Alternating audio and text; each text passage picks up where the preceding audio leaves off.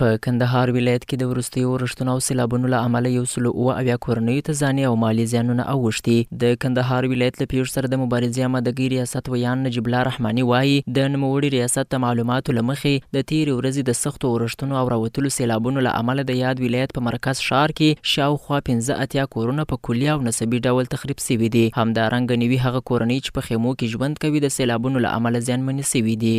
د کندهار ولایت له پیښو سره د مبارزې امادګۍ ریاست د معلوماتو له مخې د تېرې ورځې د سختو اورښتونو او سېلابونو له امله په یاد ولایت کې شاوخوا 15 کورنۍ په کلي او نسبي ډول تخریب شوي دي. همدارنګه نوي کورنۍ چې په خیمو کې ژوند کوي د سېلابونو له امله زیانمن شوي دي.